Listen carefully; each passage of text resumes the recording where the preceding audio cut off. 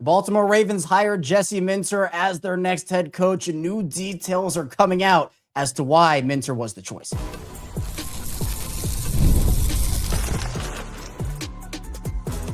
You are Locked On Ravens, your daily Baltimore Ravens podcast. Part of the Locked On Podcast Network, your team every day. You are Locked On Ravens. Welcome into the show. I'm your host, Kevin Oestreicher of Ravens Wire, here with you on the Locked On Podcast Network, your team every day. Now, the number one sports podcast network. Appreciate everybody for being here, making Locked On Ravens a part of your day. And thanks out there to all the everydayers, the first-time listeners. You start in the middle, thank you as well. We have 5 days a week plus more of daily Ravens coverage. And on today's show, Jesse Minter, the newest head coach of the Baltimore Ravens. New details have emerged on that. We'll also talk about next steps for the Ravens in terms of offensive coordinator. We'll dive into what the next steps are for the Ravens, also in terms of the roster and a lot more. I want to tell everyone today's episode of Locked On Ravens is brought to you by FanDuel. FanDuel is officially in playoff mode every game day during the NFL playoffs. FanDuel is giving customers even more ways to get in on the action. Visit FanDuel.com to get started. Here with me today to break down this Jesse Minter news is former Baltimore Ravens wide receiver Willie Snead IV. And Willie, it's great to have you on. I think this is perfect timing for everything, because Jesse Minter comes into Baltimore as the newest Ravens head coach. I know that you and Jesse overlapped in Baltimore during your time there, and it was him all the way for you, because I saw that you tweeted out after John Harbaugh was fired, Minter was the guy. That was your choice. I mean, how are you feeling after this hire, and who's Baltimore getting in Jesse Minter? Yeah, I'm super happy for Jesse, man. He was my guy all the way when I heard the Ravens let go of Harbs, man. Somebody that was just like did it the right way for 18 years, and to see him go was just a sad moment. And I think just when you look for somebody's replacement, right, you want to look for somebody who knows the culture. And I think Jesse was there, especially during my time. He embodied what it meant to be a Raven, and he as a coach, he pushed guys. I always talked to him for a long time, because he was working with the DBs as the assistant DBs coach, and he was always asking me questions and just asking how I ran routes and how I knew what coverages and everything like that. And we just built a good rapport. And I even saw him last year, when I went up to LA with the Chargers for their mini camp. I got to chop it up with them for a little bit, and it had been years at that point since we had spoken. And he's just a down-to-earth type of guy. He's humble, he's a hard worker, and he's great at what he does. He's gotten better over the years since he's left Baltimore, both in Michigan and in LA. So I'm just really happy for him. I'm happy for Ravens Nation that they're getting a winner in Jesse, and just allowing him to go out there and just prove it this season and seasons to come, why he's the right choice. And Baltimore seemed to be completely sold on him, but there were still a lot of other options, Willie, that they were going through. They interviewed a lot of different candidates for this job. But one of the things that Jess Rebick at The Athletic reported was that they loved a few of those assistants that were actually going to coach on Sunday in the championship games. Obviously, Clint Kubiak being one of those, maybe a Davis Webb or a Vance Joseph in Denver, et cetera, Chris Shula, Nate Shieldhouse in LA. But Jeff said, quote, they were inclined at one point to wait it out so they could interview them early this coming week. But there was a lot of interest in Minter. I mean, the Raiders were in on him. Obviously, he turned down an interview with Cleveland. But the Raiders' interest, according to Jeff, apparently accelerated their process, and they didn't want to risk losing Minter because I think they have that high view of him. So it tells me a lot about just how well respected and what you just said about him. Like, this is a guy that seems like a player's guy, seems like he's a leader, and someone that I think can really take Baltimore to the next level. He's definitely a player's coach. And I think once he stepped in that building, I think those old feelings rushed in, the familiarity with, just being in the building and the front office knowing who Jesse is, and they gave him his start in the coaching world. It probably just felt right. And like you said, like once he left the building, they probably made it a conservative effort to make sure that this guy doesn't hop back on a plane to go interview somewhere else. So I think Baltimore hit it right on the head with this one.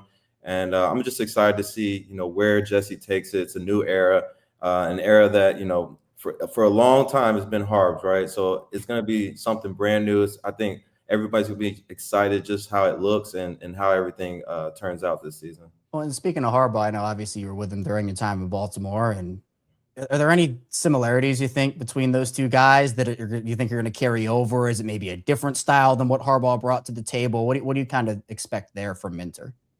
Yeah, Harbs was a special teams guy. He was a special teams Right. coach by trade, and I think the similarities with them too is that they're both gritty, they're tough.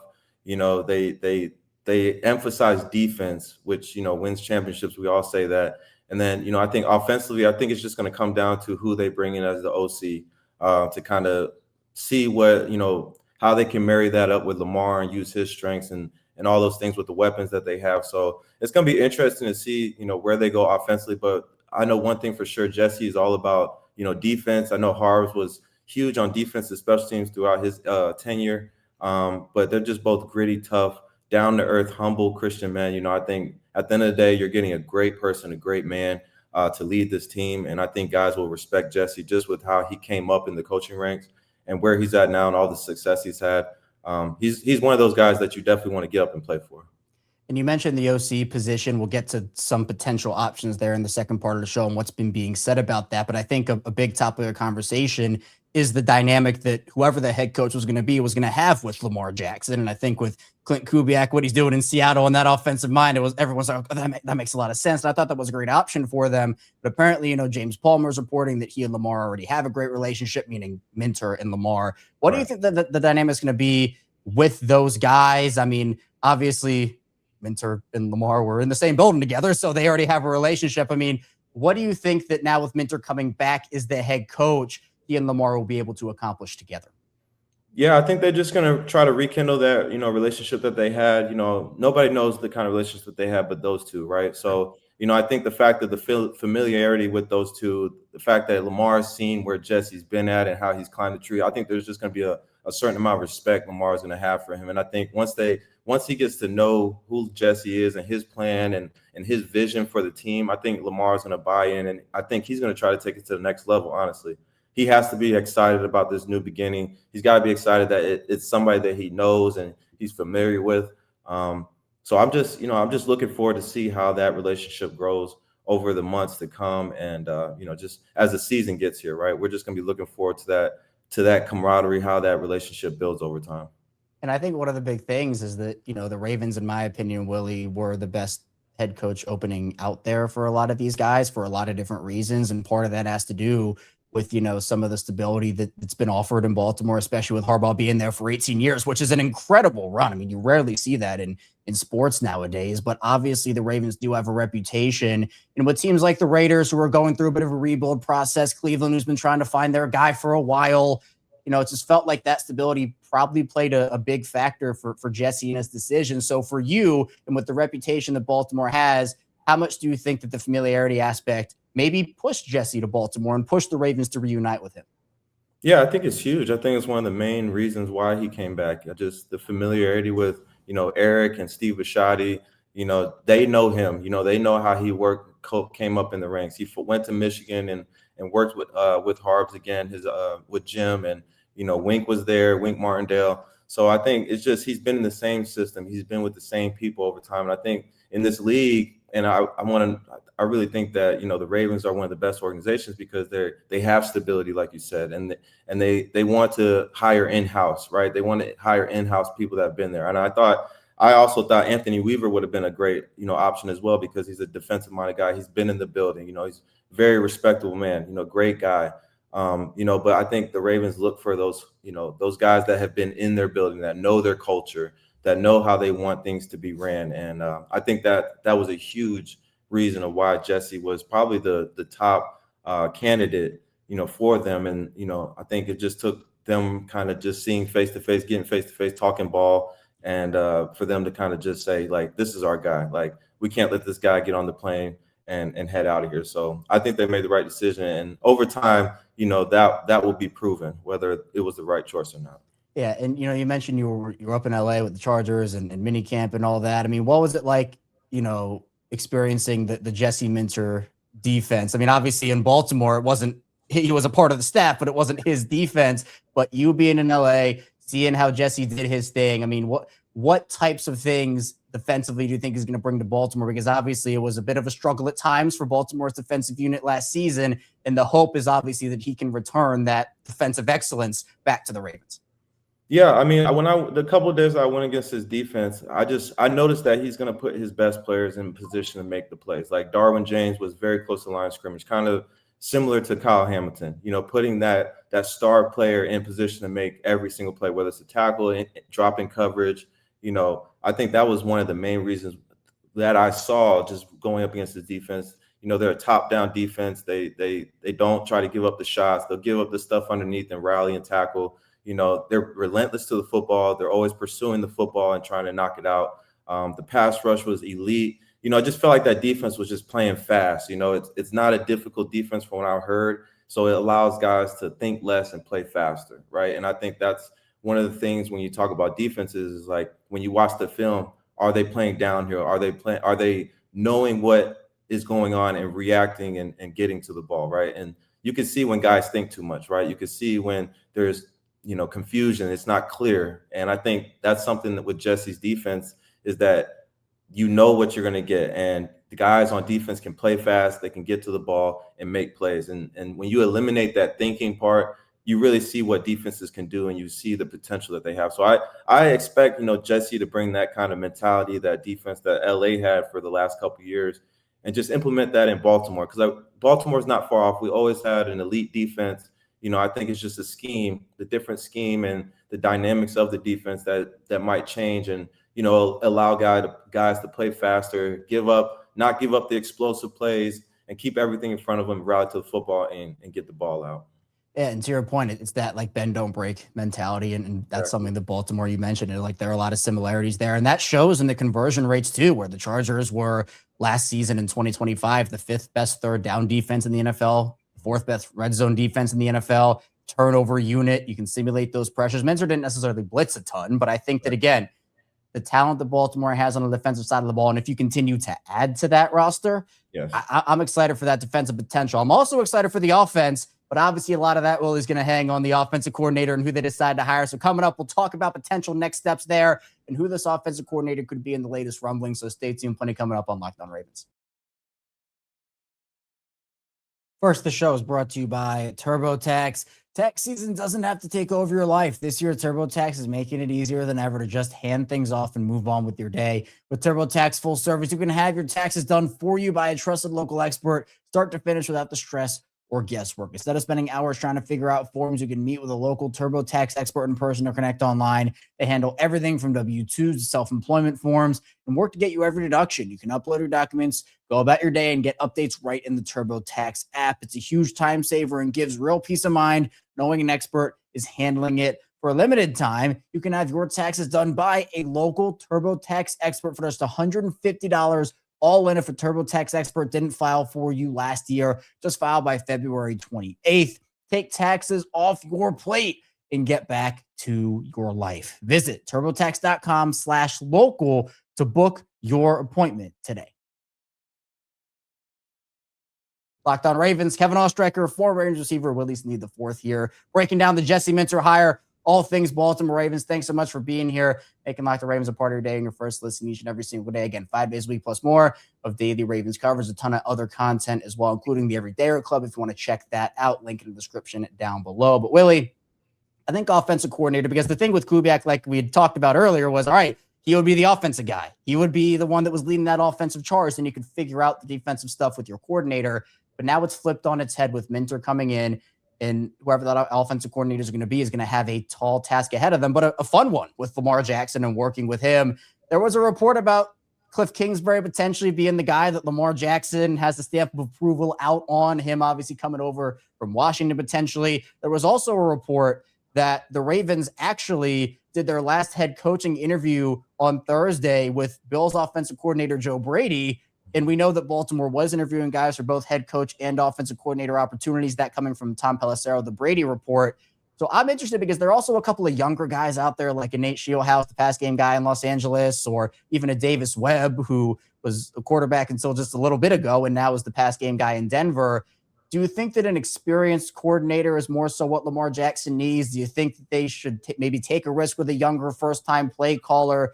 Does a Brian Dable appear to you? I mean, what are your potential options for Baltimore's offensive coordinator and what you think would work best for them and Lamar Jackson? Yeah, it's a tricky situation. You want to take the vet in the OCs, and I've actually had the pleasure of working both with Clint and Joe. Joe was early in my career with the Saints back in 2017, and I was with Kubiak in 2023 when we was with San Fran and we went to the Super Bowl. And both of those guys are just down to earth guys. They're cool cats, man. They love ball, they watch film, and they're trying to get their best players in the best position to make plays. And I think, honestly, like I think Clint, if he doesn't take a head coaching job, I think he's going to stay in Seattle, for another year.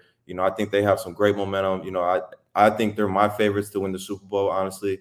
But I really think the best option in my opinion is Joe. Joe's worked with an MVP and Josh Allen, and I think Joe is able to take Lamar's game to a whole nother level. If he doesn't stay in Buffalo and Buffalo doesn't give him the job, because I really think Buffalo should give him the job because he's more familiar with the team. Josh is familiar with him. I think that makes sense. But I think, honestly, if I was in the building in Baltimore, I would try to do everything I can to get Joe, because Joe has proven that he can work with drop back quarterbacks. He's worked with dual threat quarterbacks and Joe Brady. He's won a national championship.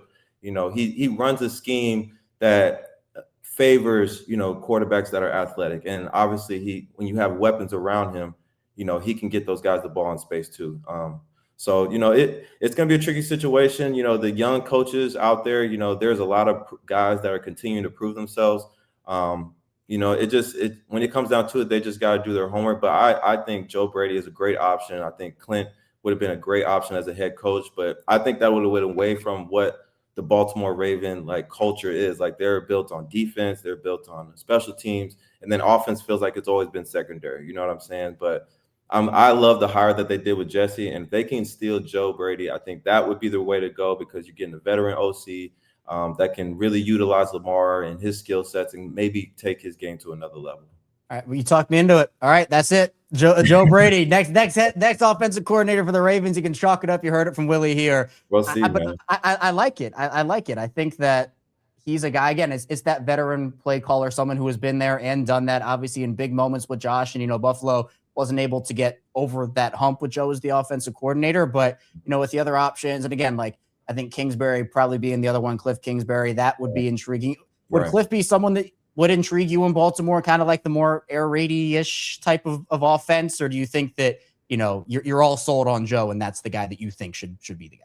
Yeah, I got mixed feelings about the air raid in NFL ball. Cliff is a great coach. I don't want to take anything away from him. And I think he would be a great option if they decided to bring him, because, you get in a different, and he had success with Jaden Daniels when he was healthy, right? They went all the way to the NFC Championship, his rookie season. So I can only imagine what a Lamar Jackson in his arsenal would be able to do in his offense, right? So I think and it goes back to, he's a veteran play caller, and I think that's the route that Baltimore needs to take if they want to find, the success in getting back to the playoffs and making that run to the Super Bowl. They're going to need those veteran play callers to work with Lamar, because he's a veteran himself, at this point in his career. So I think that marriage, could work out, but me biased. I love Joe. Joe is a great guy.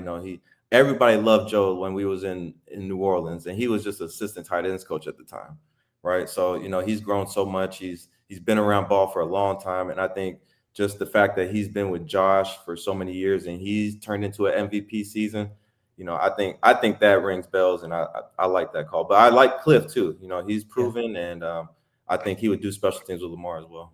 Yeah, I think it's really intriguing to me with what both of those guys could do. Because again, I think the partnership that Lamar could have with those two is really interesting in the report that we heard about Cliff.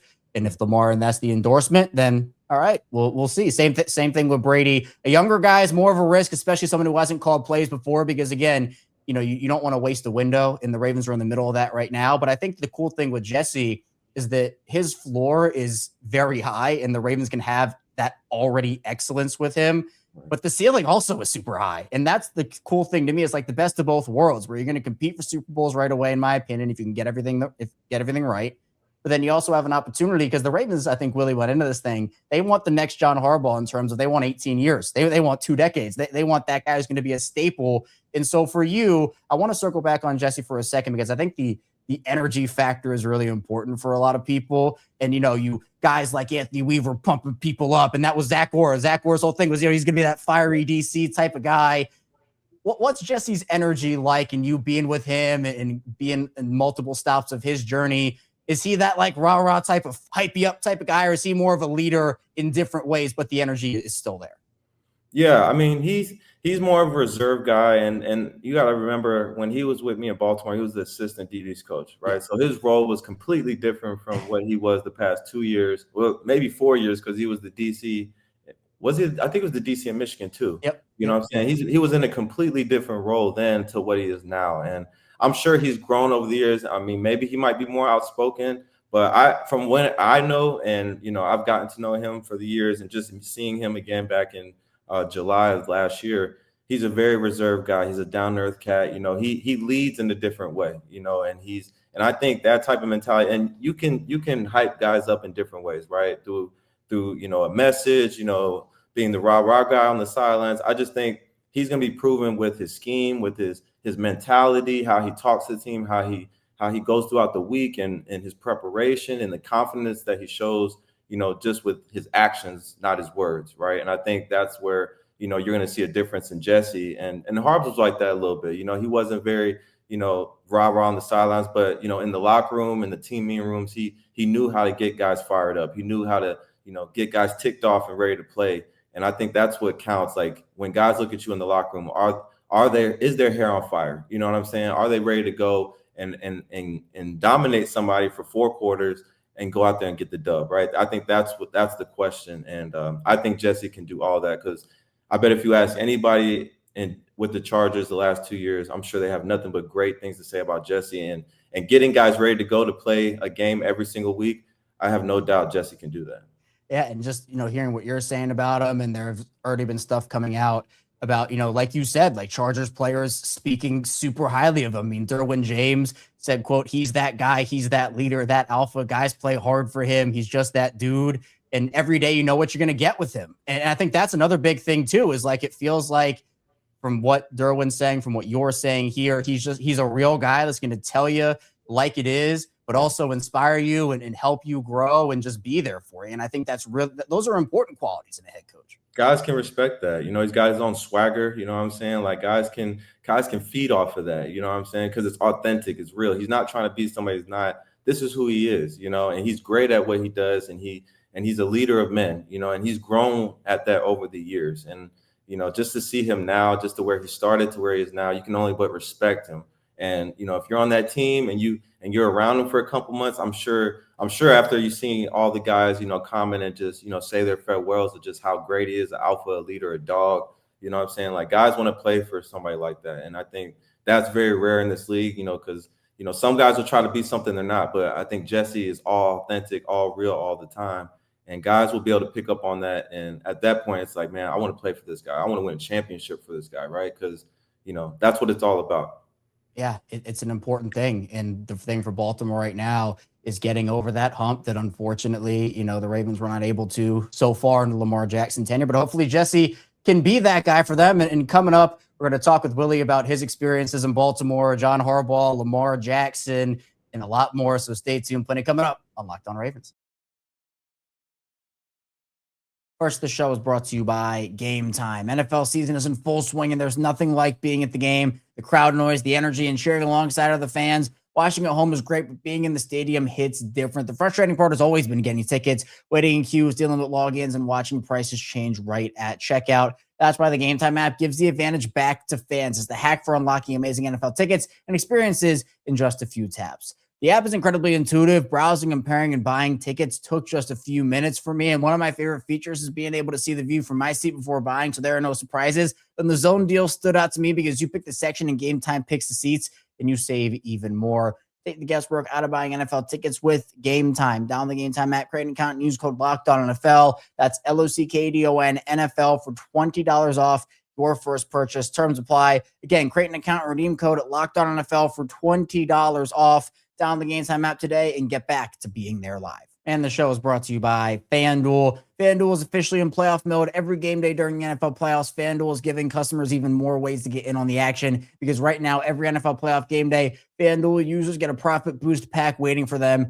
inside the app. Each game day, you'll see a pack loaded with multiple profit boosts you can apply to the bets you like most. Open your profit boost pack first thing on game day and see what boosts you want to apply. The boost lets you lean into your game day instincts, whether you're backing momentum, defense, quarterback play, or coaching. The boosts give you more juice on the bets you already like instead of forcing you to bet something new. Every play feels bigger, and the boosts make your bets feel that way too. You make your picks and apply your profit boost to go after even bigger payouts while the playoffs get rolling. So visit FanDuel, an official sports book partner of the NFL, and grab your profit boost pack every NFL playoff game day.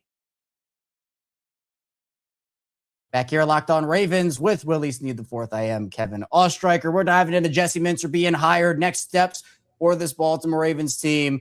But Willie, I do want to get your thoughts on when you first got to Baltimore. You know, you came in 2018. That was a whole revamped group. I mean, it was you, it was John Brown, it was Michael Crabtree. You guys all kind of came in, and Lamar came in as the 32nd overall pick. It was Joe to start the year, and then obviously Lamar steps in. What was it like first getting to Baltimore and, you know, that whole process? Because you were a restricted free agent. You know, it's unrestricted free agency, and there's not an offer sheet involved in that. I mean, what was that process like? And, you know, ultimately when the Saints decided not to match that, was there a process within that? I mean, was that an interesting experience for you?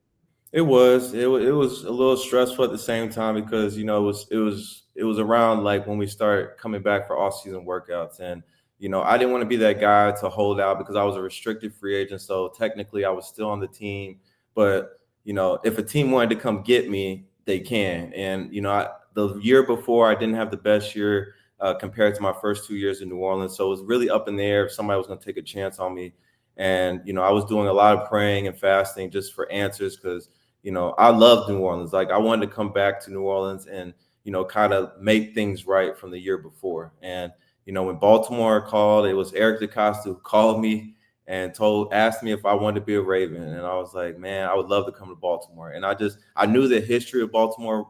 You know, Ray Lewis was one of my favorite athletes growing up watching. Like if I wanted to get hyped for a game, I'm watching a Ray Lewis highlight. And the fact that Baltimore, you know, wanted me, especially in that scenario where they had to, you know, give up something to get me, I just was truly humbled, and I just wanted to give everything to that organization. But I had to wait 5 days to see if the New Orleans was going to match me. And I had a lot of love in New Orleans, the coaching staff, the front office, the fans, you know, everybody, you know, grew to love me as a player and as a person. So it was very difficult during that time span just to see what was going to happen. And ultimately, you know, New Orleans declined to, you know, re-sign me. And next thing I know, I was on a plane to Baltimore. And I had visited a month ago. I had visited the facility and just, you know, the people there, the staff. And I fell in love with the people there, man. They have truly real, loving, authentic people that work in that building from top down.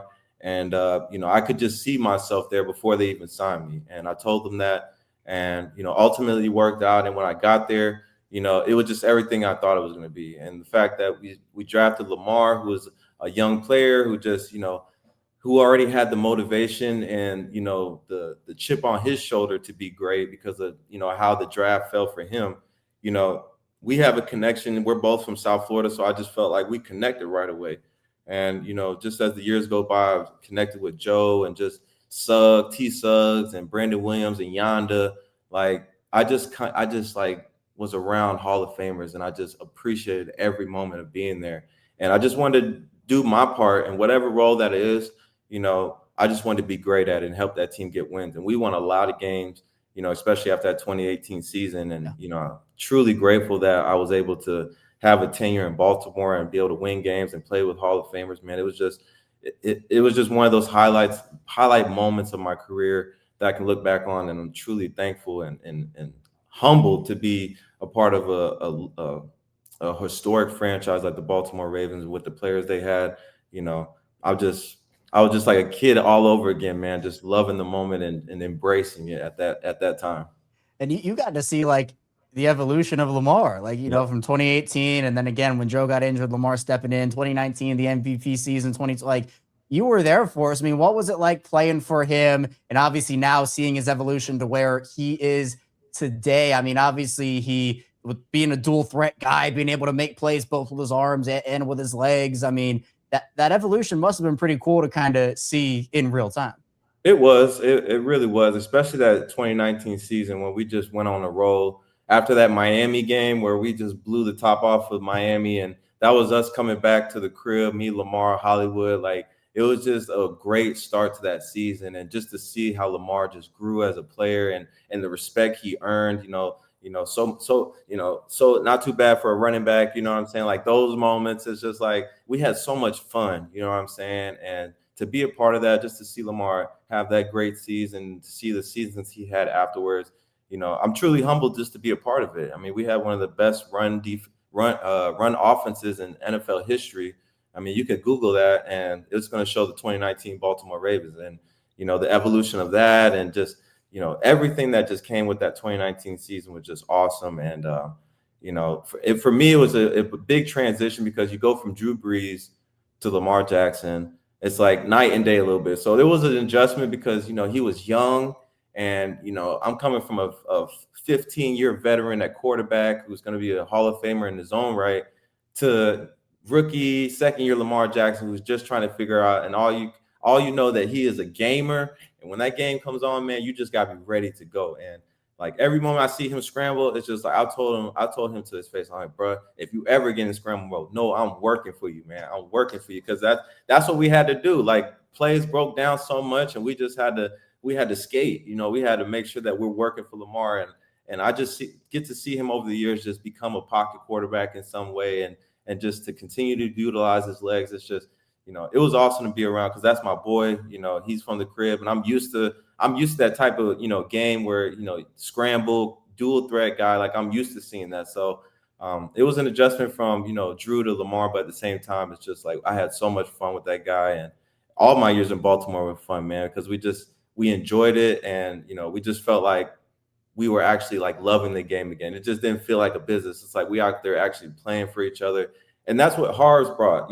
He allowed us to do that. He allowed us to have fun. And within, the realm of what he wanted, like we could be ourselves, you know what I'm saying? And we could be transparent with Harbaugh, and he would take it and he would actually try to implement that because, I think a big part of why coaches are successful in this league is because they listen to their players, their player coaches in some way, shape, or form. And I think that's where you earn trust of the guys. And then you see the different side of guys when it comes to who they are as a man and how they play the game.